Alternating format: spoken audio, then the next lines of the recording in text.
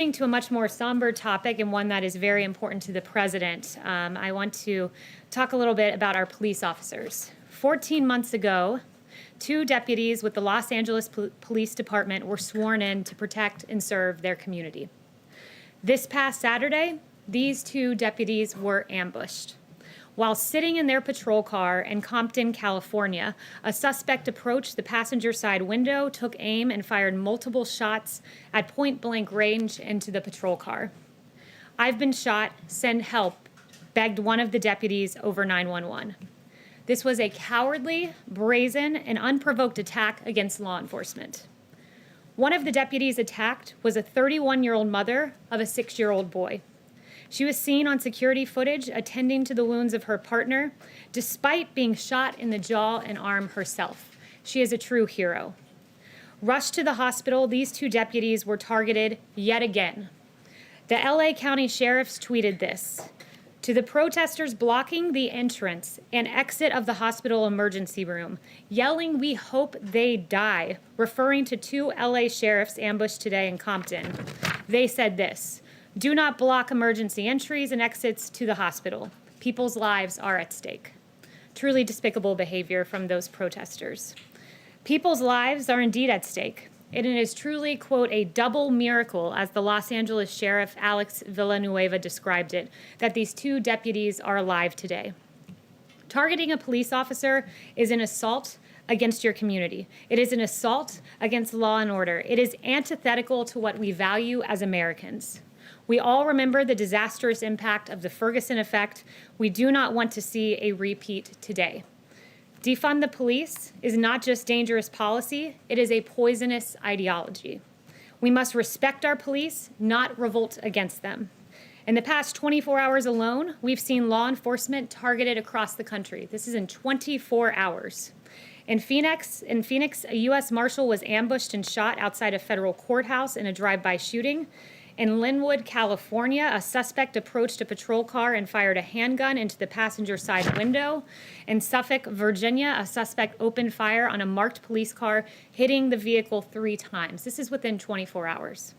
These acts are despicable. Rhetoric such as defund the police is likely to have negative consequences for law enforcement across the country, threatening the safety of our communities. As Los Angeles Sheriff Villanueva warned, the ambush in Compton is a, quote, "sober reminder. It's a dangerous job. Actions, words have consequences," he said. Our job does not get any easier because people do not like law enforcement. It pisses me off," he said. "It dismays me at the same time. There's no pretty way to say it." The president wants law and order, which is the best way to ensure peace on our streets. And he wants our police to be respected and protected. And with that, I'll take questions.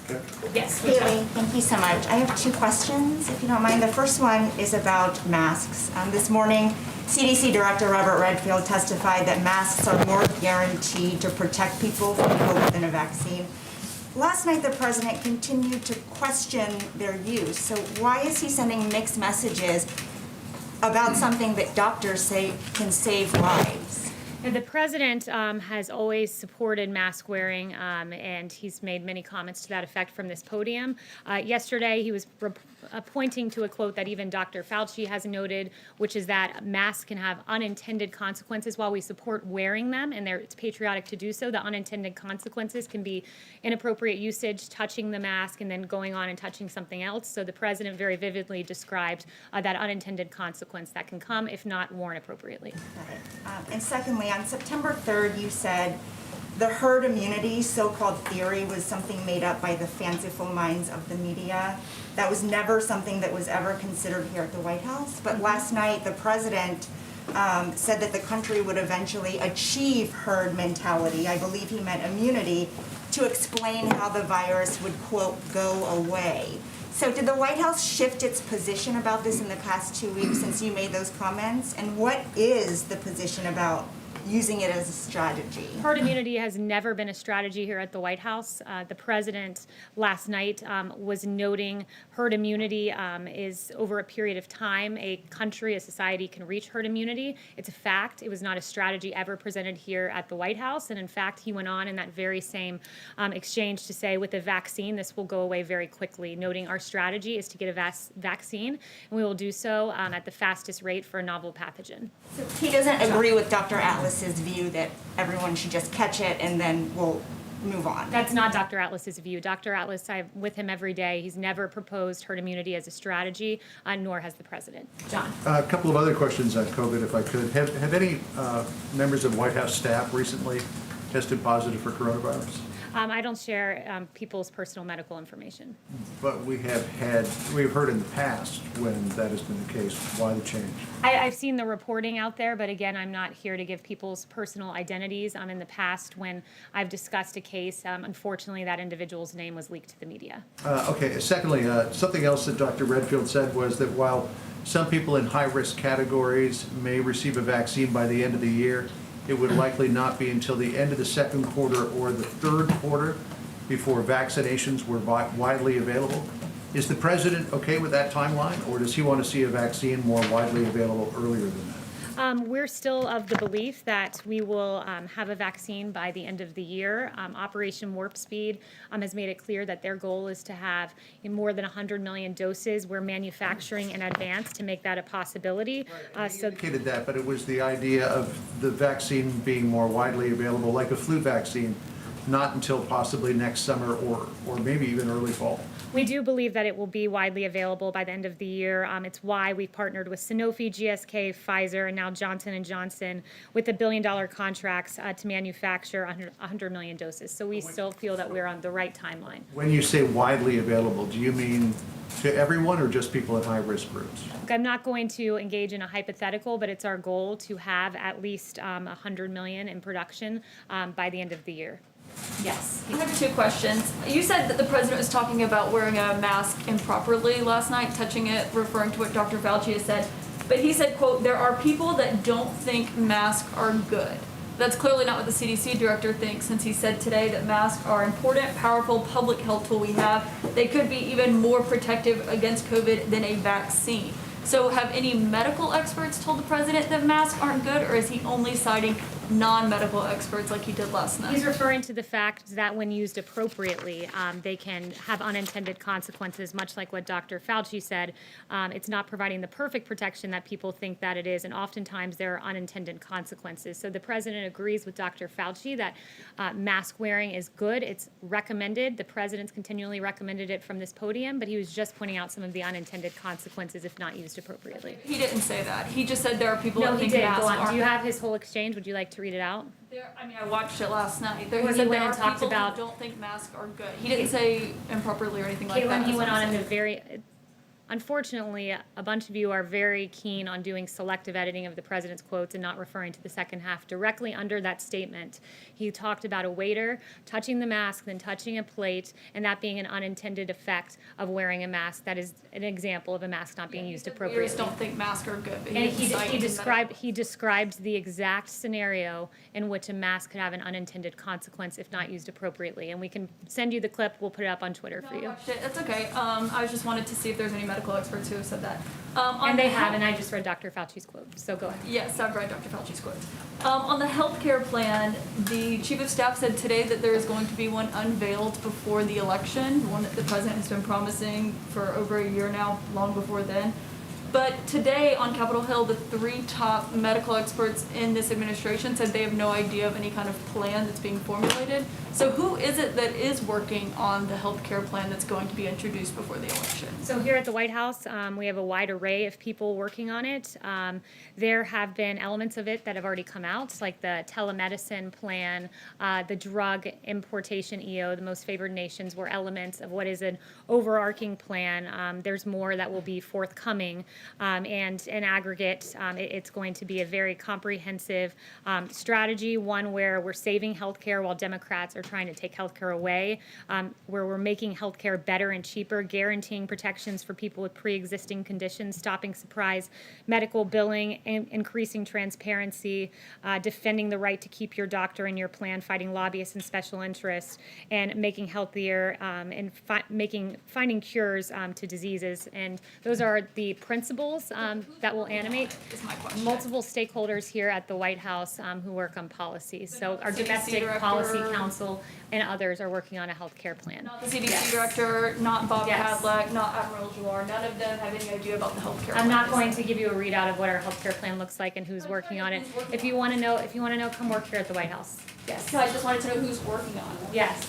Stakeholders here in the White House. And as I told you, our Domestic Policy Council and others in the White House are working on a healthcare plan, the president's vision for the next 5 years. And yes, and if you want more, come join us here. Yes. Thank That's you. not the point why I asked the question. Yes. I think you know that. Okay, I've called on you 4 times, so Thank you, Kayleigh. Mario, Thank go you. ahead. Thanks, Kayleigh. When should we expect the president to make a decision on TikTok? And to what degree is that decision delayed by just disagreement among his senior advisors? Yeah, so you'll have a decision here in short order. I'm not going to get too far into it because I don't want to get ahead of the president, but obviously we care deeply about protecting the data and security of American citizens. Yes. Thank you, Kayleigh. 2 questions. One is about vaccines. Some people within the Trump administration indicate that there might be a vaccine within a few weeks. Right now, we're all being tested for COVID. Are you gonna require vaccine that we be vaccinated to enter the White House complex? I'm not going to get ahead of any hypothetical. Right now, we're hard at work at actually getting the vaccine, and then plans for distribution will be determined thereafter. There were some guidelines put out today to that effect about how they'll be distributed by HHS and DoD. Okay, and also, one thing is that Bob Woodward said that the president's response to COVID was, quote, a monumental, catastrophic leadership failure. That this is a tragedy for Trump and for the country. And what is your response to that? That it's absolutely preposterous and absurd.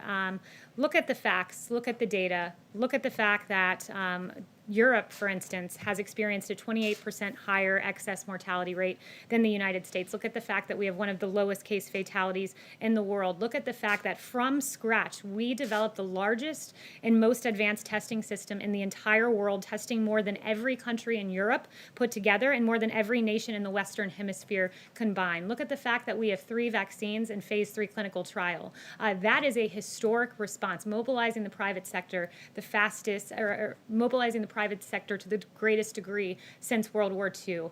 This president has broken through barriers. He's a businessman. He's the commander-in-chief. He's the leader of the country, and he has done a phenomenal job, to quote none other than Governor Andrew Cuomo. I was simply letting Yes. a colleague finish. Can I ask my No, question? I'm not going to reward not speaking up and asking your question. Go ahead. Anyone else? Yes. I'm gonna. Go ahead. Okay, thanks. The president said on Twitter today that Republicans should go for a much higher number when it comes to the stimulus. What did he mean by that exactly? And has he spoken to Senator McConnell or Speaker Pelosi about what number he has in mind? Yeah, so what the president was referring to was the $500 billion bill that passed the Senate, the Phase 4 plan. That didn't include, it got 50 votes in the Senate. It's that $500 billion skinny proposal, but it didn't include direct payments. So he wants more than the $500 billion, and he is very keen to see these direct stimulus payments. And we hope that Nancy Pelosi will work with us in good faith. There are many bipartisan proposals out there that have merit. And a clear example of where Nancy stands is that everyone wants to be in D.C., seems to want to make a deal, except Nancy Pelosi. She wants to play politics. Look at the letter she wrote condemning the Problem Solvers Group proposal. That was a $1.5 trillion plan. That if the priorities were modified and made sure that there was not bailout that bailed out states that didn't have COVID-related issues, that just were blanket bailouts to blue states, that's something that we would entertain and look at. But Nancy Pelosi immediately decried that proposal in a letter because she's not interested in a deal. Yes. Kayleigh, could I just ask really briefly, following up on Mario's question, Trump has said that he wants to see TikTok's U.S. operations being sold to a U.S. company, and our reporting suggests that under a proposal submitted to CFIUS, ByteDance would retain a majority stake in TikTok. So does the president still want TikTok to be sold to a US company? Or is he now okay with TikTok potentially remaining under Chinese ownership? Yeah, this is an ongoing negotiation, and I'm not going to offer any further comment beyond any of the president's public remarks. Hi, Kayleigh. I pulled up, I think, that quote that you were talking about. The president said last night, they come over, they serve you, he's talking about waiters, and they have a mask. I saw it the other day where they were serving me, they were playing with the mask, I'm not blaming them, I'm just saying it happens. And then he starts talking about Dr. Fauci. My question is, why is he quoting what Dr. Fauci's guidance from like 5 months ago instead of what the head of the CD said in the Senate today on masks? Well, both propositions he agrees with, and thank you very much for reading the second part of the quote.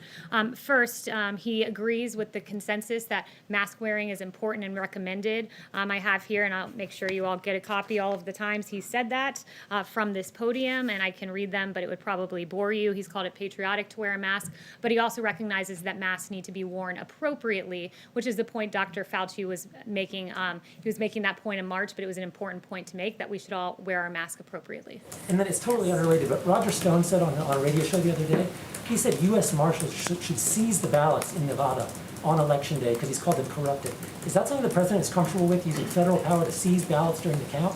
I have not spoken to him about that, nor do I think he's ever seen those comments. Yes, if you'll allow me, I have a question from a colleague because I'm the cooler today, and then I'd like to ask my own. From a colleague, in lifting tariffs on Canadian aluminum, the USTR announced yesterday it would review shipment levels 6 weeks after the end of September, a timeline that extends beyond the election. Was the president worried that those tariffs and the anticipated retaliatory action from Canada would endanger his re-election chances? I've not spoken to the president about Canadian tariffs. I haven't followed up on that matter. What was your other question? The second one is, does the president have any evidence to back up his suggestions that Joe Biden is a pedophile or taking drugs? And without such evidence, if he's simply speculating, why should the public trust him on anything else? I'd have to refer you to the campaign. I'm not here to talk about Joe Biden. Yes. Thank you, Kayleigh. With Hurricane Sally making landfall in Alabama and hitting the Florida Panhandle, a couple of questions here related to that. Has the president spoken directly to Florida Governor Ron DeSantis or any of the other governors affected by this storm? And at the same time, has the federal government made any changes to its programs since Hurricane Michael or the way it communicates with the state of Florida? Yeah, I haven't asked the president about who he's called specifically. I know the White House. I've spoken with IGA. I know the White House has certainly been in contact, and the chief of staff.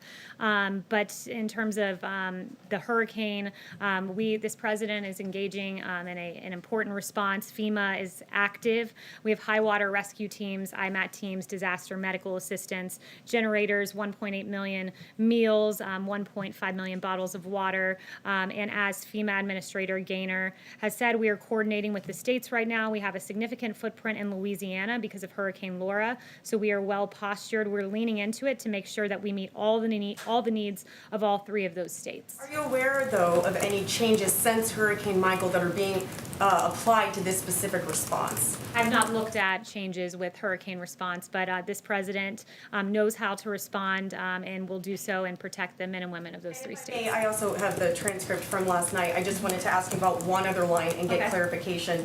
The president did say there are a lot of people that think masks are not good. Who are the people he's referring to? The lot of people. He was meaning that there are people who think they're not good when not used appropriately, as I've mentioned several times in this briefing. Yes. Thank you, Kayleigh. Two questions, if I may. One is, I suppose, has to be a hypothetical, but if someone who was at the ceremony the other day for the signing of the accords tested positive for coronavirus subsequently, would everyone who was present at the signing of the accords be notified through contact tracing? We do contact tracing, so close contacts are always notified. And secondly, on the stimulus questions, where are you on additional assistance for airlines and maybe more of the pandemic unemployment insurance, since both of those things are urgent priorities and it doesn't look like Congress is going to act. What's the president prepared to do on both of those issues? The president has mentioned previously that he wanted to take a good look at airlines and help where he can. Of course, we need Congress in a lot of this. He's always made clear that his big priority, number one, is unemployed Americans and Americans who have been hurt by this pandemic. His EO really clarified his priorities, the 4 EOs on eviction and the payroll tax, which helps low and middle income Americans primarily, and unemployment insurance and student loan debt relief. That's his priority, unlike Nancy Pelosi, who took a vacation and went to a hair salon when the men and women of San Francisco did not have the access that she did. Follow up on payroll taxes, actually, since you mentioned payroll taxes, is the president disappointed with the large number of employers who are not taking up him and the Treasury Secretary on the payroll tax deferral? The president believes that companies should take him up on that. He has always said that he is interested in giving a payroll tax forgiveness for those who do participate, because it's very important that those making less than $100,000 have this relief at this time. Raquel. Hi, Katie. Thank you. 2 questions, if I may. One, is the White House aware of the allegations of healthcare abuse in ICE detention centers?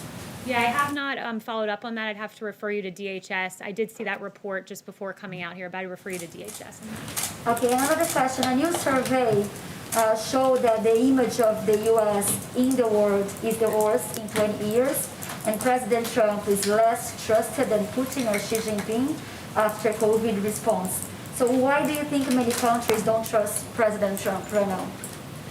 Look, this president has led the greatest response to COVID. I've already walked through how well we're doing vis-a-vis the rest of the world. Also worth noting, we had the smallest economic contraction of any major Western country in the first half of the year. Also want to note that in 2019, real median household income grew by more. This is last year alone. Real median household income grew by more than all 8 years of Obama-Biden. And in 2019, so last year, real median household income for African Americans rose 8%, and that is more than double the gains of Obama-Biden in 8 years. So this president has led economically, he's led on COVID, and when you look at what he did just yesterday with these landmark peace agreements that haven't been done in a quarter of a century, but President Trump made it happen. He is a great diplomat, a great peacemaker, and I think him being nominated for 2 Nobel Prizes says it all. Can I ask a question on Yeah, Brian Harder? just can I ask you on the great success story you've talked about COVID. In the richest country in the world, you have 4% of the global population and 24% of the coronavirus deaths. How is that a success story? Yeah, when you look at, again, we have, Europe has 28% higher excess mortality rate. No, look at the global numbers that I'm giving you, which is 4% of the population, 24% of the deaths from COVID. Isn't that how can that be a success? And I'm giving you the numbers that we believe are very indicative of where we stand vis-a-vis the rest of the world. Excess mortality is an indicator that takes into account the percent deaths above what would occur without a pandemic. It counts the excess mortality, and what we see is that we are 28% under Europe. You have to look at this holistically. You have to look at total and aggregate how many deaths have occurred in this country and compare that to Europe in the excess mortality rate and case fatality and testing. We have exceeded in our response, and this president is very proud of the great work that this administration has done. I do, yeah. Is Michael Caputo welcome back after his 60-day leave after urging his followers on Facebook to stock up on ammunition? I'm not going to weigh into any personnel matters. As you know, he has taken a leave of absence that was announced just before I came out here. But what I will weigh into is the Middle East peace deal signed yesterday that I did not receive a single question about. That was the first time it's happened in a quarter of a century. If Obama and Biden had achieved this, there would look a lot different. You wouldn't have Chuck Todd saying he's uncomfortable with the deal that brings peace between the United Arab Emirates and Israel. in Bahrain. You wouldn't have CBS calling it, quote, a business deal, and you wouldn't have Nancy Pelosi calling it a distraction. Maybe it's a distraction from her visits to the hair salon, but those were significant agreements. First time in a quarter of a century, 3 peace deals in 29 days. Took 26 years for the prior 2 peace deals. So this, the Nobel Peace Prize nomination for the president, 2 of them, very well deserved. Thank you. Kayleigh, if he's a law and order president, why does he keep breaking the law?